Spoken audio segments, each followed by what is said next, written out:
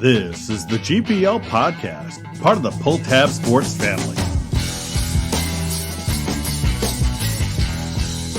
You know, I think there's some shenanigans happening in the goalie community. Are you going to speak on that? In the goalie community. Oh, former goalie? You know I got to ride with Goalie Nation, but... Okay, we got to complete the same question. Duck, duck. Goose. Oh! It ain't gray duck, it's goose. But the Big Ten's a bad conference. That's a joke. If this gets clipped, that's a joke. no. We're definitely cooking that one now. Now, here's Jupiter and Vigo.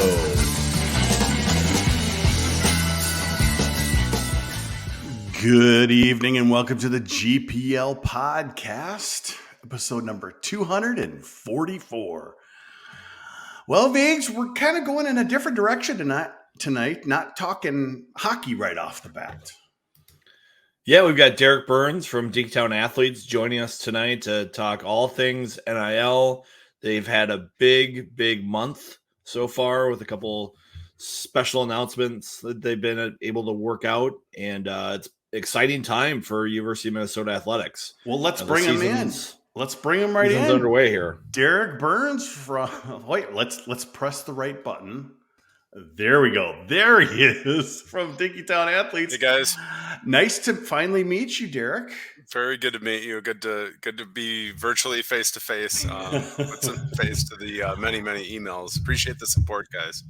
Well, you know, we did a special kind of thing together this summer when hockey came on board, and it was very successful. The GPLers really came through on that program, and I'm so glad to be part of that when the hockey part of Dinkytown Athletes started. Yeah, it was a really good collaboration to be able to launch support for hockey. And when the minute we started talking about it, everybody said you have to get with Gopher Puck Live. This is you guys have the audience, you guys are connected, they well respected, etc. So I'm so glad we were able to partner on that. Really appreciated you guys getting the word out and plugging us in with your audience. There was a generous donor who matched up to a pretty nice amount. It just it turned out to work really well, and we're proud to be part of it, and it's glad to kick it off. But Viggs, it's not just this. It's not so simple. There's just a lot of pieces to this, isn't there, Viggs? Yeah, I think so. Everything is really evolving with the NIL space and just trying to figure out what's going to be the right fit for Minnesota. You know, we often joke that Minnesota compliance is one of the strictest in the country. I think if you had a ranking, you know, you might say they're number one. So the approach that Minnesota take is maybe different than some of the SEC schools take. And I think what Derek and his group are doing is setting up the institution for something sustainable and something that's going to be really successful long term. And I think this like Duck Duck beer promotion with Grey Duck and now the vodka sales, you know, I think that's a sign that Minnesota can come together and support our athletes here. And it's going to be something, maybe not an immediate impact to hockey, but it's going to be something that impacts them long term. Yeah, we have 4 different revenue streams coming into the collective, and passive income is the last one we've developed, which is brand collaborations. And we've had a really fun and encouraging last couple of weeks launching our beverage partnership, and it's gotten a lot of beyond just, I think, the potential financial benefit, it's helped us get a lot of exposure.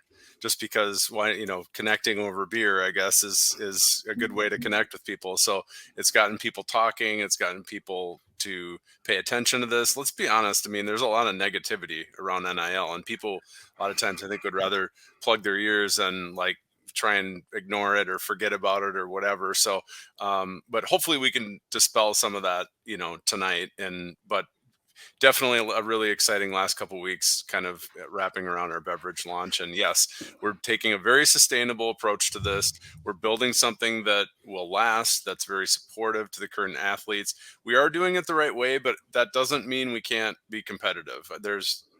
After 16 months in this, I can tell you that we don't need to cheat in order to compete. It's kind of our myth that we bust, and I can go into detail, but just rest assured we're building something sustainable for sure. So sorry, my internet might be a little wonky here. If I drop or go, you guys just keep going. One thing Coach Motzko talked about at the media day a couple of weeks ago is like, 90% of this stuff are just small little things, NIL, like somebody like a Cooley getting a Chipotle deal for free Chipotle for a year. But you don't hear about that stuff because all people hear about are the big football things, the ridiculous things. But really, 95% of this are small things like that. And what you guys are doing that sustain the whole, or like the backbone of everything. Yeah, initially, I mean, a little over a year ago when we did the research, it's hard. First of all, it's difficult to get solid financial information, but from what we're able to glean, I mean, we kind of had it as 96% of what's going on in NIL is not the big headline grabbing deal between the football recruit at SEC school X that's getting seven figures for whatever. That's what grabs the headlines, and that's what people think all NIL is.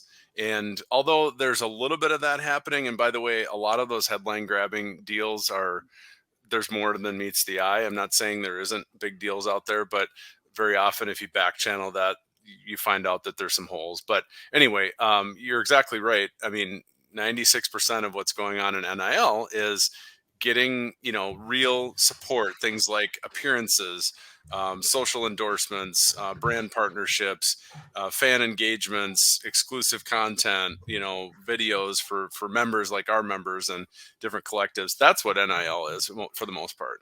And really similar to what we did this summer, we got a lot of people to help donate, get on board. And you're like, yeah, well, you can have Justin Close for your podcast. Yep. And it worked out just great for us. Yep. It was just, it wasn't a ton of effort on our part. Let's just work together, put a few things up, put a page up, get people to talk about it. And it worked out really well. And that was a very cool case of how NIL could work. Yeah, I think that a couple things. This is the new way to support student athletes. In my generation, I was a student athlete at the university a generation ago, and in our generation, the coaches and the boosters help us get jobs. They were actually real jobs. We had to go show up and work, but they we had a connection there, and boosters raised money for a new weight room and the new locker room upgrades and such. And I know that still goes on, but this is the new way to support student athletes. And the myth number one, which you're kind of getting at here, is that student athletes are not just paid for doing nothing. This isn't, we're just paying them because they're on the team, what have you. By NCAA rules, they have to be doing something to earn the compensation. And so that's number one, is we're getting support to the student athletes in a new way for this generation. But the other side of it is like, what do you as a fan or a donor or someone who's connected get for that? And it's ultimately access to the athletes. So if you're a hardcore fan that wants content that's not available to the average fan, in other words, meet and greets and autographs and special memorabilia and retro jerseys that we're going to have out later, and exclusive content, interviews, day in the life content, that sort of thing. It's that access to the athletes. Think of anything like a fan club for your favorite band, whatever. I mean, it's the same model. So access to these athletes that wasn't available before. That's what we can offer for it. But at the same time, it's getting the athletes support. And there's Composer. I just bought a 12-pack of Duck Duck beer yesterday. All right. Thank you, Composer. Let us know how it is. Vigs, do you like the beer? You had it? Yeah, I had it at the release at Stubborn Herbs that Dinkytown Athletes put on. And then I enjoyed one during the pregame for the Michigan-Minnesota game on Saturday. I found it at Huntington Bank and brought one to my seats and showed it to all my season ticket holders around me. And they went out and bought some Duck Duck beer as well. So it's a great light lager. If you're going to drink a light lager, I would not go get some Denver water. I would not go get St. Louis water. I would go get some Minnesota water and enjoy that and support your state. So I think it's a great beer for that. And it's not going to be the GPL beer of the week every week. It's something we do here, Derek. I lean to things that are more Imperial Stouty or big IPA. Understood. But it's in the rotation now. Excellent. I'm a beer snob. So if it had off flavors, I would not be saying that. But it's a Okay. very clean beer, which is what you're looking for in that style. Great. Well, it's good to hear that that's what they were going for, is the widest appeal, and it's a tailgate bonfire barbecue crusher basically. And I would, my sales pitch on it is it's not a giant macro, batting headache ingredients, that sort of thing. It's a good clean crusher that with quality ingredients. It's in Minnesota made, and you're supporting Gopher student athletes. Derek, what's your background? What got you into all of this? Yeah. Well, Dinkytown Athletes. yeah, first thing, I was a student athlete at University of Minnesota, little over 20 years ago, and so lifelong, obviously now fan of Gopher sports. That's my passion. But work wise, myself and my business partner who started this worked together and owned a business for 20 years together. We were 2 of 5 owners. That business was sold a little over 2 years ago. And our intention was to take a little bit of a break before taking on our next business venture. And I was connected with a pretty big group of kind of diehard football Gopher fans, and through Gopher Gridiron Radio, which is owned by Luke Ewer, and I do a guest spot on there for analysis. And that group of people knew that NIL is coming, and every Power 5 conference team is going to need a collective, and every major Division I hockey program is going to need a collective. So they knew that the need was there, and this was kind of a well-meaning group of fans, and they didn't have anybody to lead it. So they asked if Rob and I would be interested, because we're diehard Gopher fans, and we were kind of talked into it a little bit, but it's a passion for us. So we took it on as a passion project and thought, this is a way we can give back. I got support when I was a student athlete in those ways that I talked about, and this is something that I can do to support the current student athletes. So that's why I'm here. That's why I'm doing it. All right, Vigs. So Derek, how's your expertise translated? Like, what were some of the hardest parts of setting up Dinkytown Athletes? Because it seemed like at the start of NIL, there was almost like a land rush of people trying to figure out solutions for everything. Yeah. And I know, the Gopher hockey alumni were a little uncertain about how Dinkytown Athletes was going to grow and if they were going to be sufficient. So can you kind of talk us through that?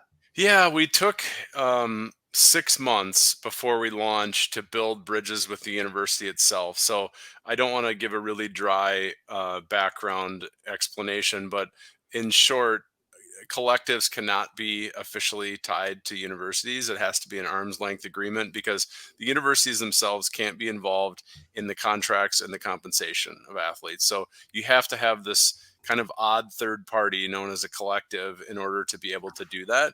But we wanted to do it right. We wanted the university to know what we were doing, know what our intentions were, make those relationships so that they could help us in a compliant way. They would know what we were doing, and let's do it right. And it's really important, I think, to have one collective at a school.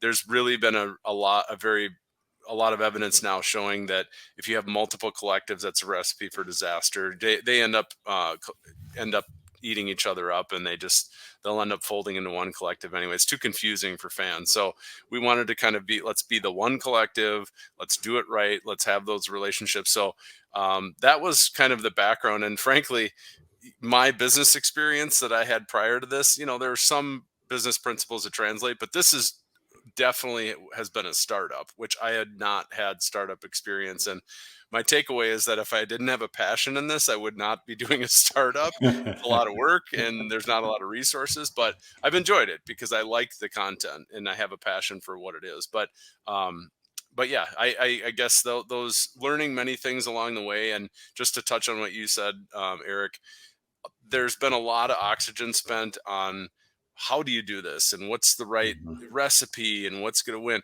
And we're not experts, but in looking at what's working and what's not working elsewhere and trying to fit something to this market, we really feel like we have a good recipe and we think the solution's right in front of us. And it's a blend of donors and fan members and business partnerships and that passive income. So those four things together, I think is a good recipe for success for this market. Yeah, I know Mark Coyle always talks about like the 5 buckets of revenue for his athletic department, ticket sales, Yep. donations, institutional funds, TV revenue. And I think, for Dinkytown Athletes to identify that they have buckets of revenue to pursue as well is really smart. I think, the growth has been nice to see throughout the year because, everybody's trying to get their feet going on this. Yep. And just seeing the support rise up the last couple of weeks. I know the athletes I've talked to about it are very excited about how it's going to impact them down the future. And when they're alums, seeing this for their program as well. Yeah, it's another myth probably in those top 3 myths that we get are Minnesota doesn't have any NIL, and they've got nothing going, and that's just not true. I would say because we're not grabbing those headlines of trying to steal the recruit or make a big inducement or something, we're probably not making those headlines, which I'm proud of the fact that we aren't. But we've only really officially launched just over a year, and we already have almost 500 activations. So that's 500 deals with almost 100 student athletes. So we've had a lot going on, and the growth has been very encouraging, and the growth is actually accelerating too. So it hasn't just been linear. It's in the last, specifically the last 3 weeks, it's really taken off as well. So we're really proud of where we're at. We're really proud to be where we are. We've had a lot of wins and a lot of things we can point to, and retention of athletes that we can point to. But at the same time, we have to be competitive. And this is a new huge pillar that university sports teams are competing on for attracting and retaining talent. And I will just say, hockey is about a year behind basketball and football, but let me tell you, it's coming. And I don't want to scare anybody, but this will be something just like a facilities we're competed with, and whatever else that attracts recruits and transfers and retains talent. This is going to be probably number 1 or number 2. So it's going to be even, I can say, in hockey, just even in the last 2 months, totally different than it was 2 months ago. Well, I noticed we've got a question here coming up from one of our favorite lawyer, the GPL lawyer. We'll get to that in a second. But first, we need to talk about one of our sponsors, FERTA Fundraisers, Vigs. Yeah, Association hockey is underway, and that means fundraising season is coming right around the corner. FERTA Fundraisers is here to put the fun back in fundraising with staff to plan around your needs, support from start to finish, and plans to maximize your return while staying close to retail prices. FERTA prides themselves on showcasing local premium products, like GPL loves local products too. Joe Mama Salsa, Von Hansen's Pretzel Snacks, and Croy Valley Barbecue Rubs and Sauces. Visit FERTAfundraisers.com to ignite your fundraising. FERTA boys, FERTA girls, FERTA community, FERTA fundraisers. All right. Thanks for that, Vigs. Let's go back to the big screen here. We see everybody here. And we had a question from our favorite GPL lawyer, Eric Brever. How have traditional big donors responded to the collective? Is the U concerned that donors will move to monies to the collective and not donate to the school? Mm-hmm.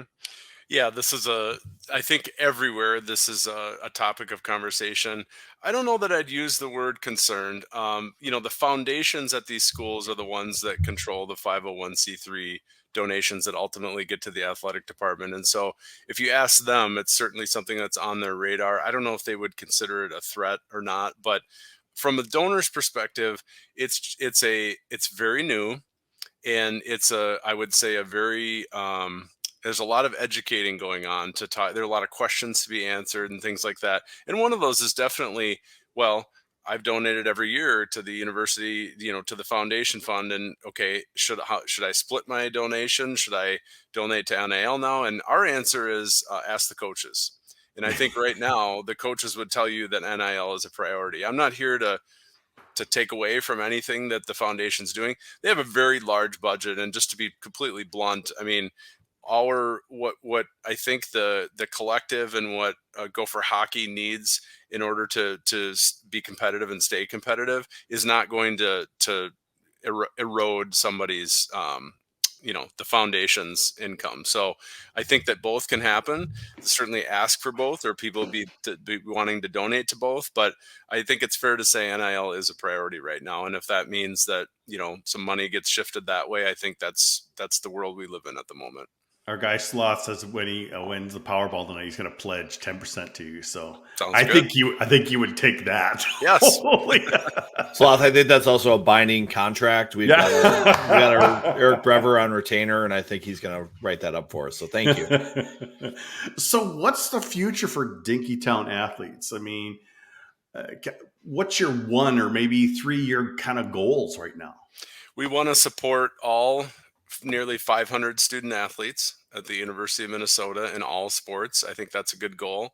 And I think I mean, this is a little bit, will sound a little bit ambiguous, but we need to be competitively supporting our student athletes so that in a way, it's kind of like we're supporting them so that this is looked at as a positive, or that it's in the same realm to where this isn't a negative and being played against us, right? So you have to be in the game.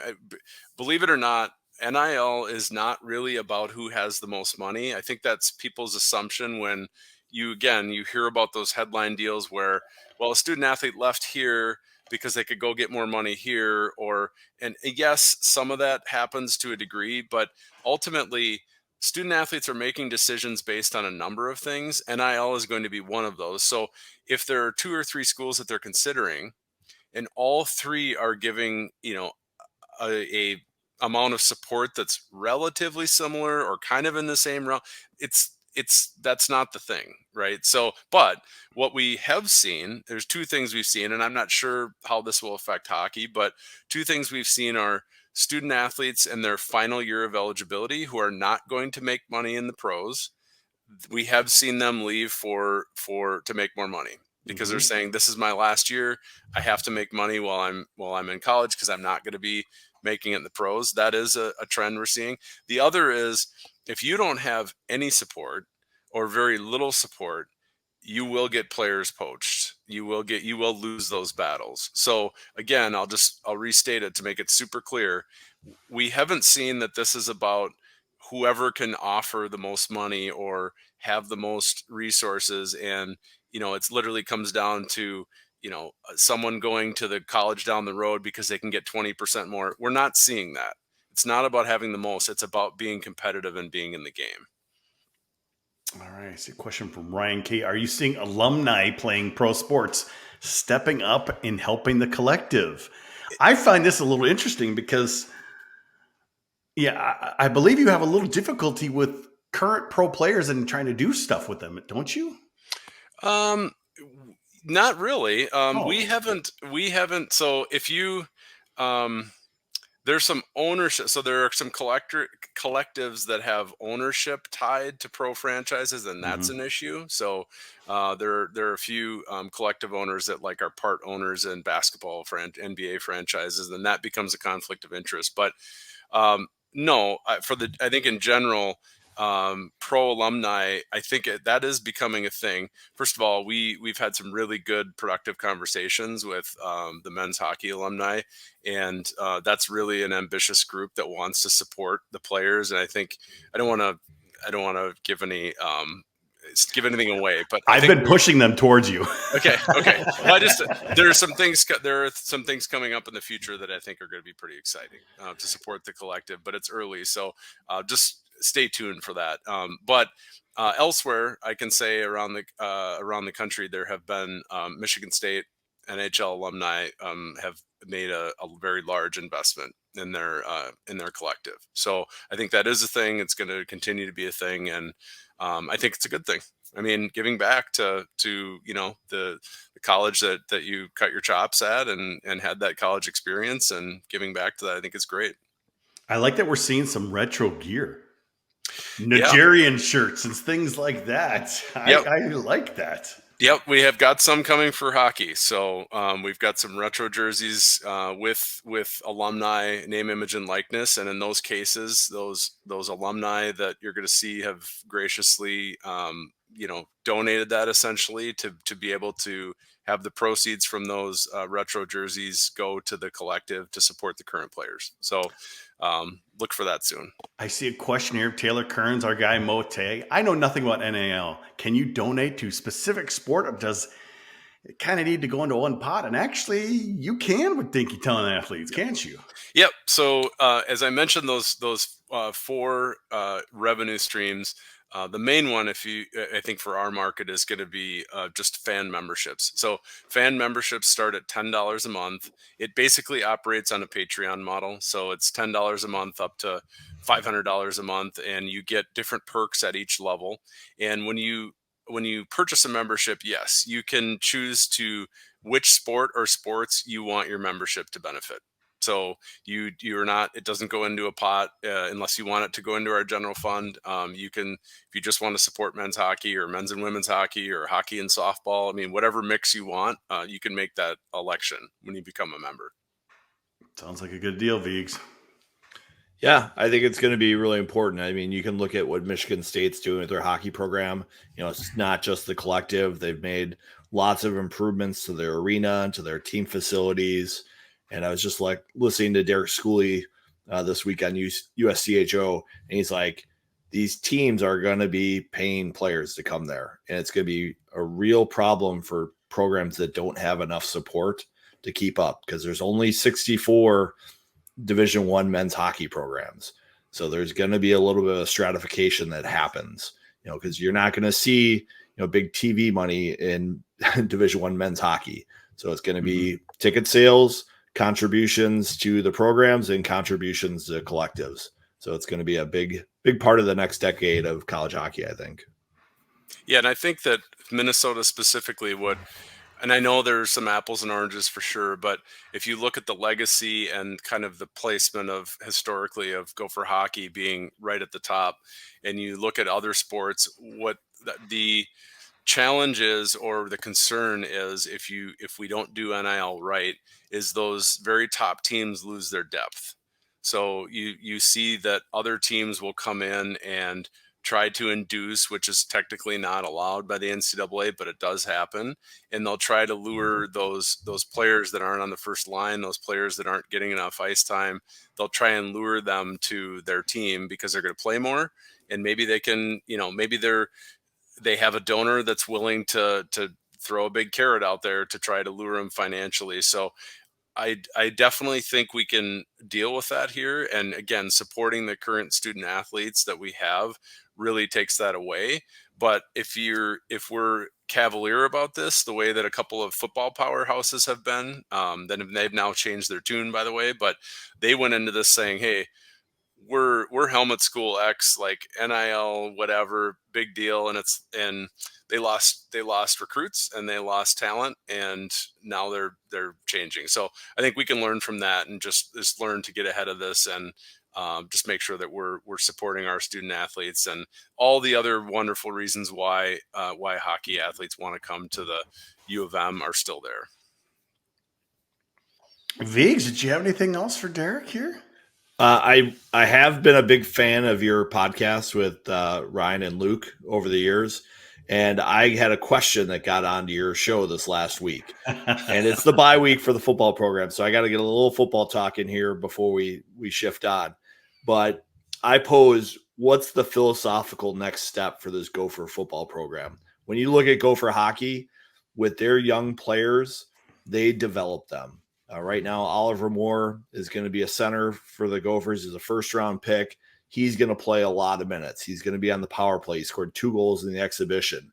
And Moscow's just feeding him more and more to develop him. Sam Renzel, first-round pick of the Chicago Blackhawks, stepping into a blue line where there's a lot of openings with guys going on in the NHL. He is playing on a first power play unit and getting lots of time. How do you see PJ taking this football team, which has struggled a little bit this year with North Carolina and Northwestern, and then maybe getting overmatched with Michigan, continuing to develop all this talent they have. They got the 2 big freshman running backs, Yep. Ethan Kalikmanis at quarterback.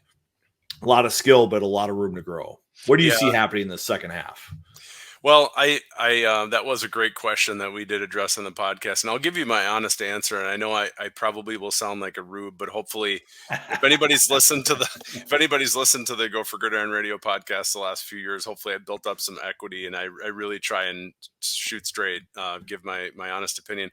I think it's going to get better, and here's why. They've had a lot of those young guys that when I look at them, I said from game one, I don't think it's a speed, size, strength, athleticism thing with those guys. Why they're not playing as well as we want them to be.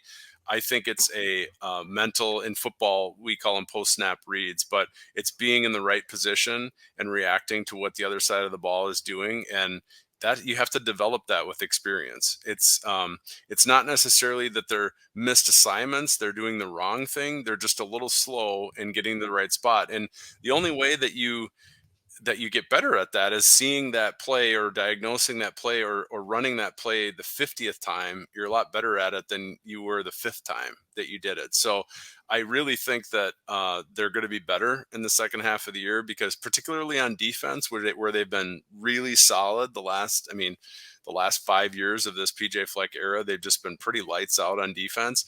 That's been a problem because they've given up big plays so far, and for the reasons that I think I mentioned. And so I think that's going to get better. I who knows how much and how quickly that comes. I don't have a crystal ball, but I do think it's going to get better. They are going to get some things cleaned up on defense, and then the other side of the ball as well. You get those young guys, and they got to get some guys healthy too. We got Brever here with another question. The resident lawyer. Here we go. Uncomfortable question. Our member, but he's a member and he's happy to do it. How are we sure that the money goes where it's supposed to?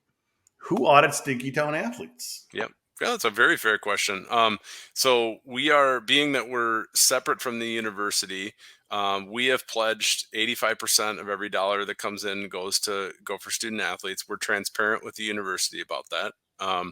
And the 15% that doesn't go to student athletes is to run the business. So there's no money in running a collective. I'll just be honest. That's not why we're doing it. There's no profit for Rob and I to run this, but 15% is at the good end of kind of what the norm is. So if you basically I'll just say this, our relationship with the university keeps us, that if there were going to be anything nefarious, we wouldn't be here. We wouldn't last very long at all. So so that's those are the checks and balances that we have to make sure that somebody else is making sure that we're putting the money where it needs to go. Okay.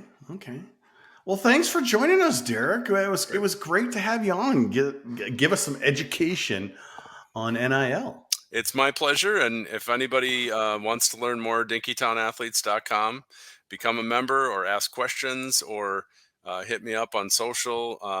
You could find me one way or another. Happy to answer questions. And we might have Derek come back for a little overtime a little later. So stay tuned. Thanks for joining us, Derek. Thank you, gentlemen.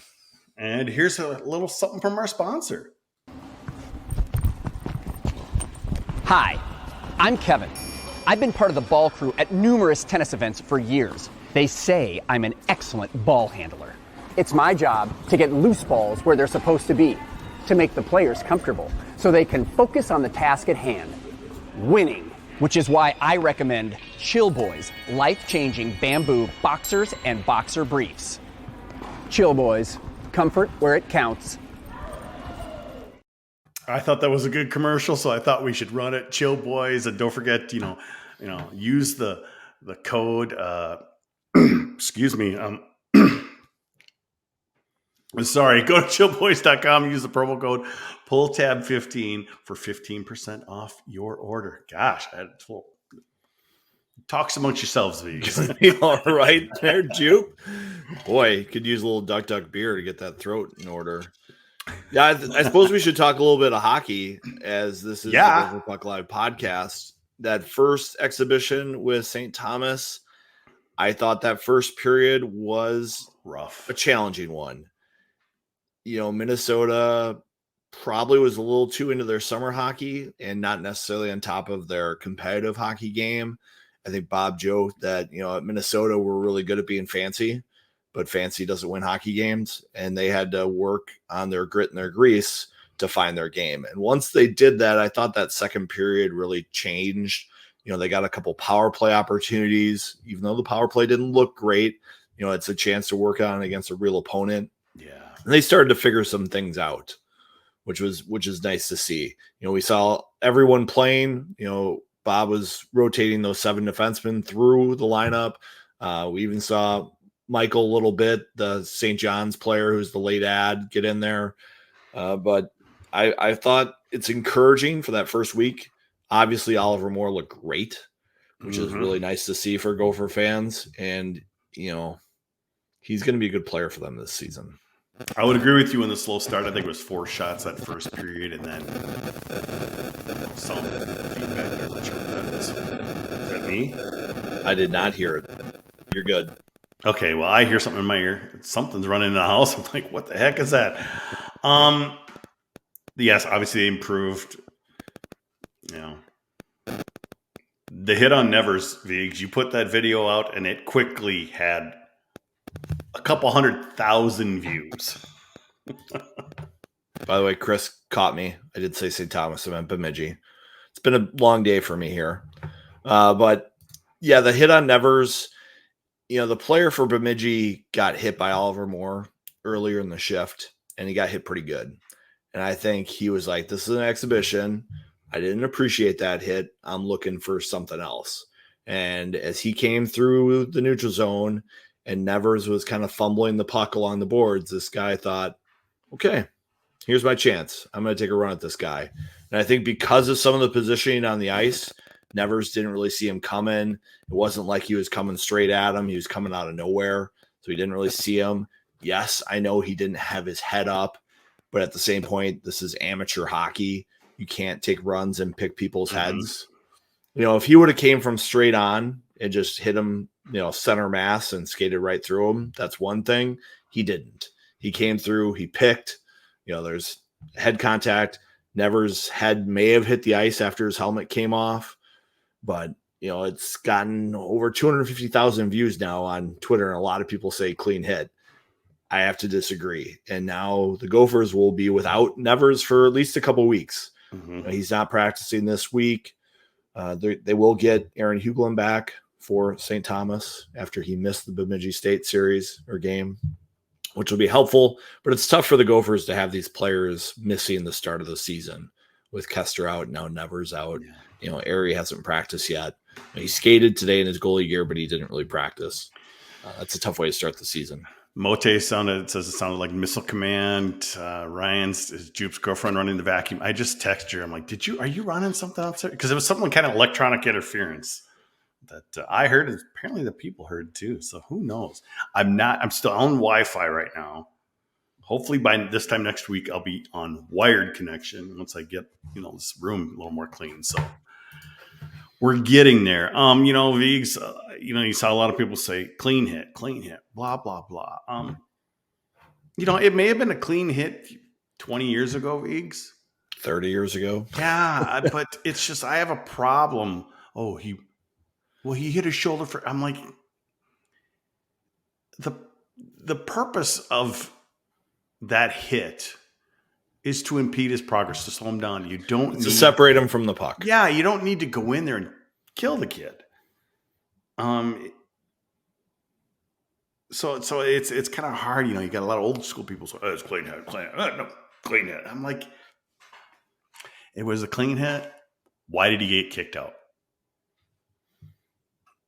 So, yeah, it's not clean in today's game.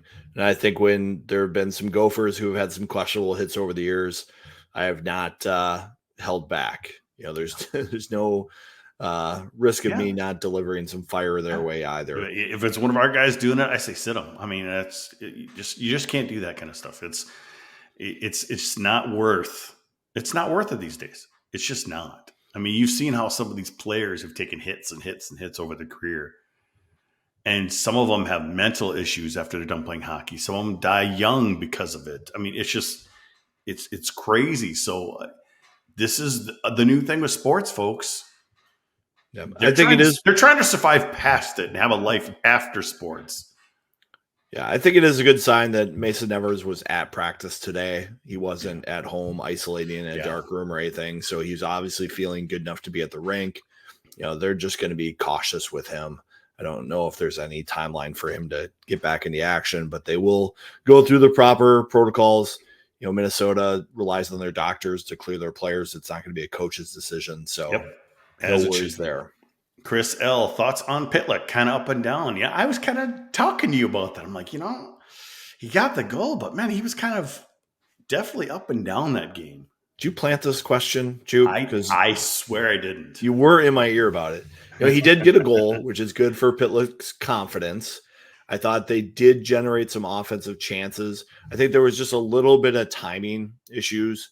When you get to competitive hockey, you definitely need to clear the blue line and get possession, and you definitely need to have guys driving the net and getting pucks deep.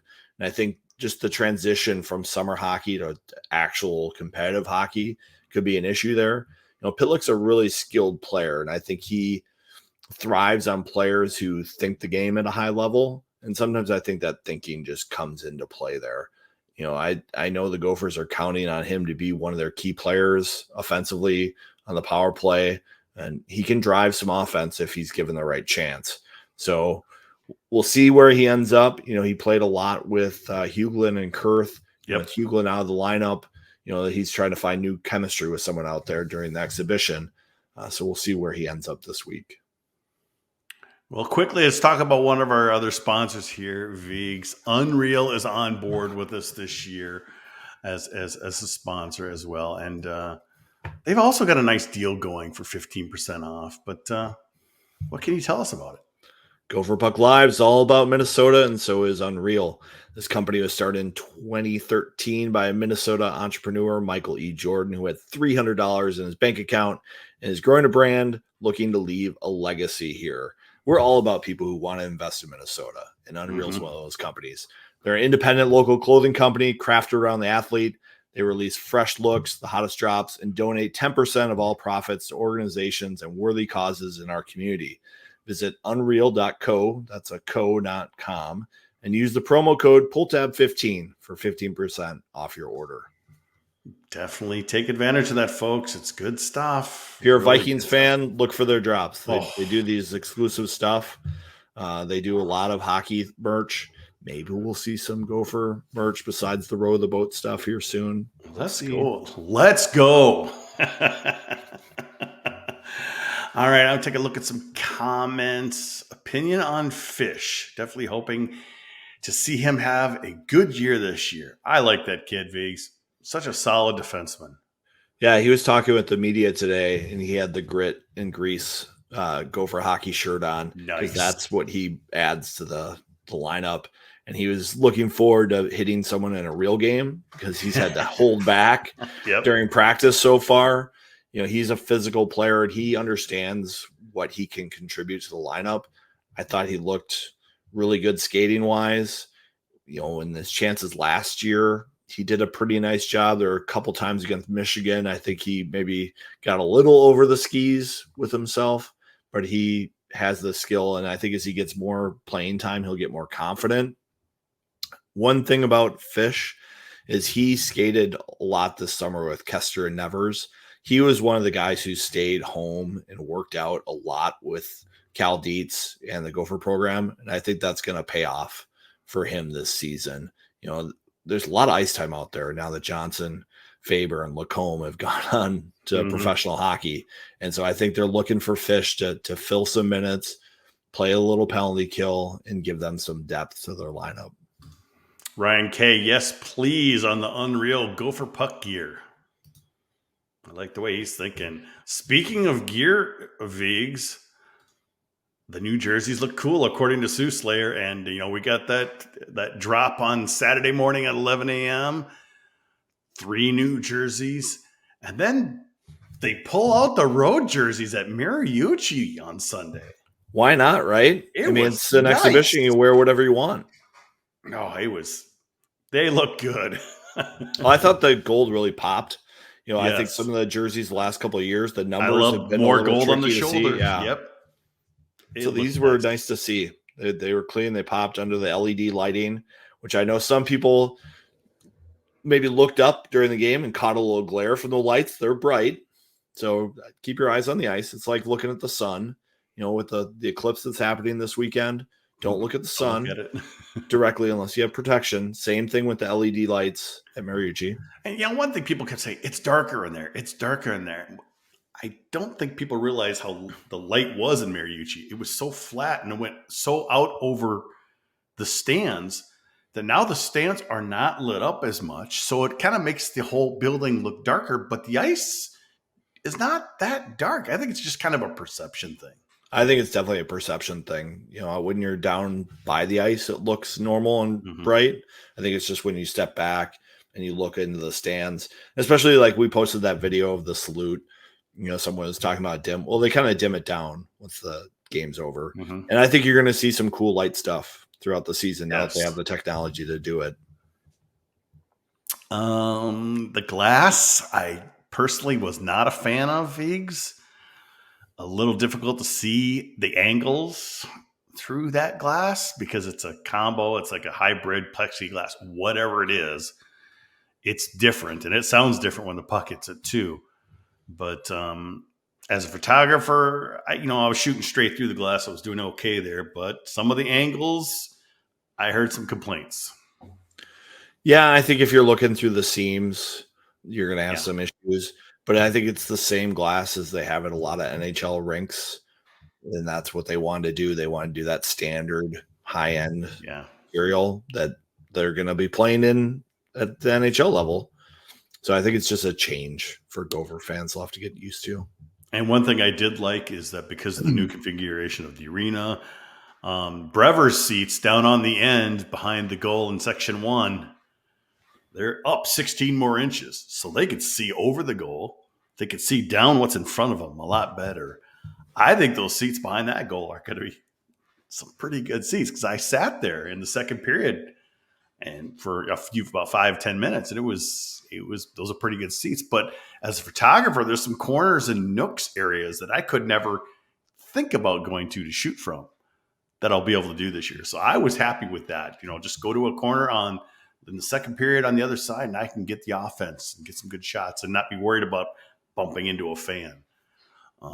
They didn't use the big luxury seats this past weekend. I noticed some EMTs are sitting in seats. A couple of people snuck in them. I sat in one. Frank Mazzocco and I went around the arena before the fans got in, and we got to test a couple things out. But all in all, I think the changes went over very well, Viggs. Yeah, I think so too. The players all liked the ice. They thought the boards were great. So they're happy. So when the players are happy, the fans should be happy, I would think. All right, Viggs, we've got one more break we've got to do here, and you know what it is. Duke Cannon. I got myself some Duke Cannon. You got some? I'm on board with it. Yeah.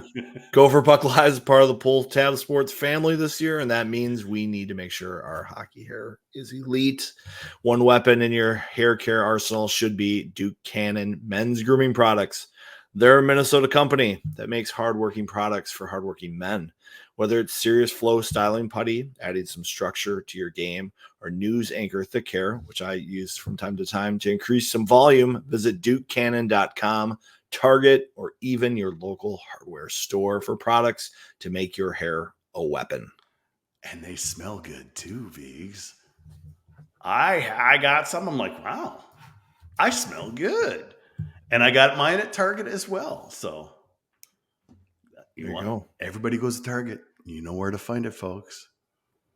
I was using the News Pomade, I think it was. So it's good stuff, folks. Definitely good stuff. St. Thomas, Viggs, heading down to the X Friday night. I know you can't make it. You've got youth hockey galore all over the place, but at the X, I'm guessing there'll be quite a few Gopher fans there. Might be there'll be a lot of St. Thomas fans there as well, but it'll be actually nice to play at the X again. It's been a while for the Gophers. Yeah, we were talking about that today. I feel like 2017 might have been the last time the Gophers had played at the X. So it's been a while. A couple of the players are saying, why not, start the year where you're going to end the year. So we'll see, since the Frozen Four is going to be at Excel at the end of the season. That's definitely their goal. That's what they're thinking of right now. Mm-hmm. But it's a long way to get there. And this team, with so many losses from last season on the blue line, I think that's the big question mark. I was listening to Chris Peters and Brad Schlossman this week talk about Minnesota, and they are worried with the question marks at the Gophers defense because they've got players who played a lot of minutes, all the special teams, and now they're gone. So this weekend, I'm really going to watch to see how Luke Middlestat, Sam Renzel run that power play, if they get power play chances. I think that's really the real critical part of this team that can push them to the top of the Big Ten and to a number one seed, or to the middle of the Big Ten and fighting for, NCAA bid. And St. Thomas is looking good. St. Thomas is looking good. They gave St. Cloud all they can handle, and they stole some points from them, in the pairwise and everything. So this will be a good test for Minnesota. Rico brought in a lot of transfers to the team. Mm-hmm. I'm a little surprised by that. I'm not. Well, I thought he was going to do a lot of players going to be coming and going. I thought he was going to do it right away, and he really didn't dip in as much as I thought he would. He waited a year to really go in the portal hard. And so this is a team that could be dangerous. Minnesota has so much depth up front with their forward group. I think they'll be able to roll four lines, and really, if they can get to work and not have one and done shifts, that depth will stand out against the Tommies, who probably don't have that kind of depth to compete with them. And Justin Close is healthy and should be back for both games this weekend. Hughlin should be back as well, correct? Yep. Huglin's been skating. He looks like he'll be fine for the weekend. That's what Bob said. We won't see Nevers. We won't see Kester, obviously. Kester is rushing back, according to Bob, in his media availability today. I think caution is probably a good thing for him with his injury and making sure he's ready to come back. And I think the medical team will protect Kester from himself because he wants to be out there. Yeah. Missing the start of the season is so hard for these players. But that's very encouraging. Season. Yeah. It means that, they're not going to tell people what's going on. But, it's not something super serious that will leave him out for 2 months or 3 months or the year, at least. Yeah. Not that we see. Yeah. If this injury is what I think it is, it's something that, with that 5 to 6 week timeline, he should be ready to go and come back to the ice. And, he can add a lot of offense to this team. He's the one defenseman who's, I think, got the best vision back there for that part of the team. And sometimes the defensemen, when they get the puck on the point, they're too mechanical, they're too direct. You think he's creative and he sees things well enough. Renzel was on the ice a lot this past weekend. And they are going to be giving him all he can handle. I kind of liked it. I'm excited to see what he can do. Yeah, Bob's really happy with his progress. He says he leaps every week. Every week he gets more and more confident. And, I notice he touches the stove quite a bit and takes chances. And when you're 6'5" and can move like he does, that gives you the ability to do that. It's going to be a learning process for him about what situations he does that in for the Gophers, but he's got a lot of talent and a lot of confidence. I think it's just getting some experience and reps. Derek was talking about this with the football team and football players, is getting reps and getting your eyes in the right spot. I think that's the challenge when you move to Division I hockey. So how do you feel about this weekend? I mean, I think it's tough to predict when the games start. You're basically just throwing something against a wall, but what do you think? I'm not as worried as Brad and Chris are about the Gophers defense. I think they've got, with Renzel and Middlestat, enough offense. And of course, we haven't talked about Chesley at all. Chesley's going to be... He was all over the place too. Yeah, he's not on the power play right now at this point, but he's going to be leading the penalty kill. He's going to be tough in the defensive zone. He's a physical player, And I think he does want to get into the rush when he gets chances. And Bob even made a Faber reference when talking about Chesley today, saying, I don't want to set expectations too high for Chesley, but there's a lot of Faber attributes in Chesley's games. I do think the one thing with Chesley that's different than Faber, Chesley wants to get into the rush more than Brock did. Brock seemed to be, I want to own the defensive part of the rink. I want to set my teammates up to get in transition. He didn't really join the rush. Chesley's going to jump up there, and he wants to get involved in the offense, which will be fun to see. Well, it's going to be a fun home weekend no matter what, Vigs. And then it's going to lead us to kind of a special podcast next week and a special day next week. We won't be on Wednesday. We will be on Thursday. And we'll be earlier in the evening, about 7 o'clock. And where are we going to be, Vigs? We're going to be at the Ralph. We are going to be at the Ralph. Let's do this. It's going to be fun. It could be total cluster. But we're going to do it anyway because, hey, we did it. We did it live from Tampa Arena this spring. So we're going to try it here. We're going to go to the Ralph. Got us going to get us all set up in the Ralph. And, of course, Schlossman is going to join us, and then he's going to take us to the Olive Garden afterwards, or maybe before. I'm not really sure. Maybe it's a before thing so we can check out the whole deal. But that's going to be a fun one no matter what, Vigs. Yeah, I'm really looking forward to that. I know the players are as well. They got to take care of business first this weekend. Yes. But it speeds up really quick. This season, the Gophers don't play a soft schedule. No. You may look at Bemidji and St. Thomas as maybe being an easy start, but it gets busy real quick. So can't wait. I can't wait either. You got anything else for us this week, Vigs? I think we've covered a lot of it here. We're going to have Derek come back hopefully here in a bit. Yeah, I think just fans look for the Gopher power play. How hard do they work for second chances? I talked about that on the podcast last week. And of course, Sunday, Bob mentioned, did you notice on the power play, Garrett Pinomini and Connor Kurth winning back second chances on the power play? So critical for this team to have guys with that kind of hunger. They relied on Matthew Nyes and Logan Cooley so much for that last year. Yes. This year, who's it going to be?